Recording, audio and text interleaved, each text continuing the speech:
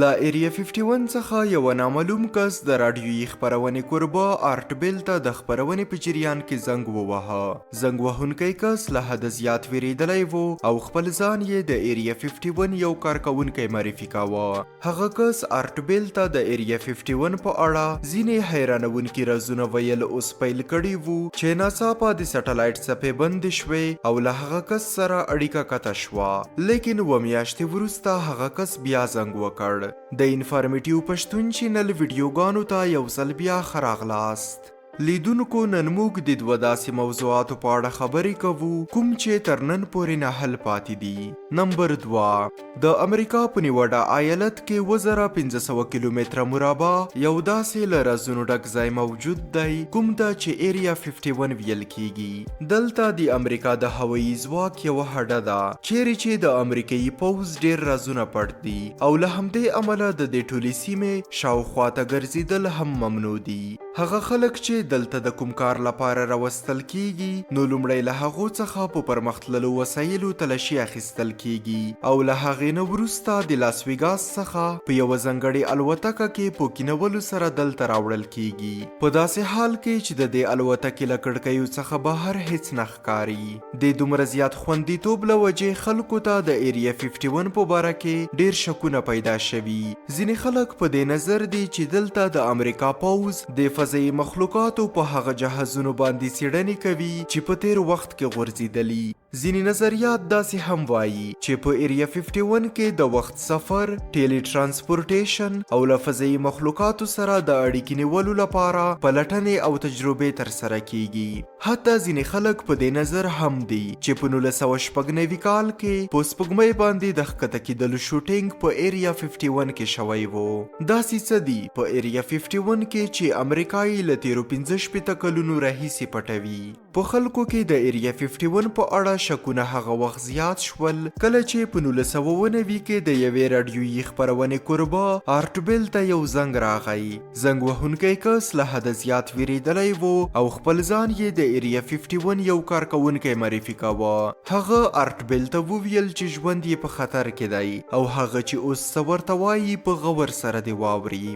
هغه ورته وویل چې د امریکا حکومت زموږ د نړۍ د بدلولو هڅه کوي په کومه کې چې اوس موږ اوسیږو. هغه ویلي وو چې فضایي مخلوقات په حقیقت کې هم شتون لري او په ایریا 51 کې د فضایي مخلوقاتو د جهازونو په بیا جوړولو سره په دوی څیړنې کوي. اوس هغه کس نور څه ویل چې د سټلایټ څپې بندې شوې او له هغه کس سره اړیکه قطع شوه. و میاشتې وروسته هغه کس بیرته آرټبیل ته د خپرونې په جریان کې زنګ وواهه او ویل چې تیر ځل زنګ دروغ وو او هغه یو ټوکه کړې وه. لیکن کچېرې تیر زنګ دروغ وو نو هغه دومره ډار شوی ولې وو او کچېرې دا رښتیا نه وو نو دقیق په همغه وخت سټلایټ ولې بند شوی وو. دا عجیب زنګ تر اوسه یوه معما جوړه شوي کوم چې له ایریا 51 سره متعلق یې ډیر سوالونه پرې ایښي دي.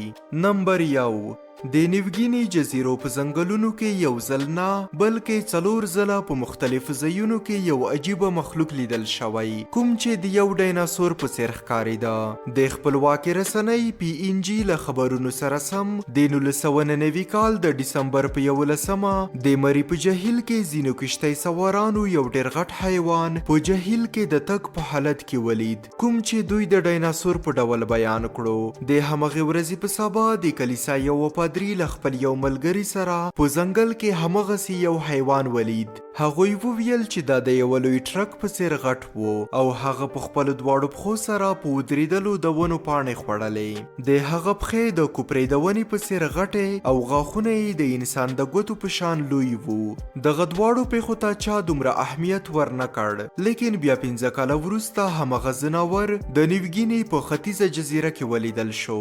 د دغه کلي نوم راباول دی چیرې چې ډیرو ځایي خلکو د دې ډایناسور په څیر ځناور لیدلی وو. 3 متره لوړ، خړ رنګ، شکل د سپي په څیر او جوړښت یې د تمساح غوندې ښودل شوی و.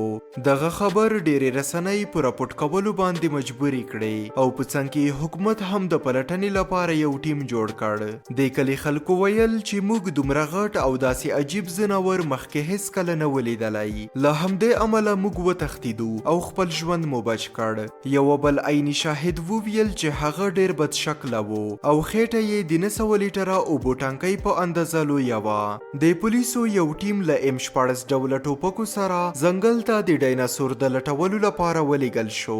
حکومتي چارواکو ویل چې پولیسو داسې هیڅ ډول ځناور پیدا نه کړ، لیکن د کلي خلک باوري وو چې پولیسو هغه ډایناسور وژلی او یوه داسې پټ ځای ته یې وړی چیرې چې دوی پرې څېړنه کوي. څنګه چې د کلي خلکو د هغه ډایناسور نښانې ښودلې وې، په همغه ډول یو ډایناسور د ایګواناډون په نوم پیژندل شوی و.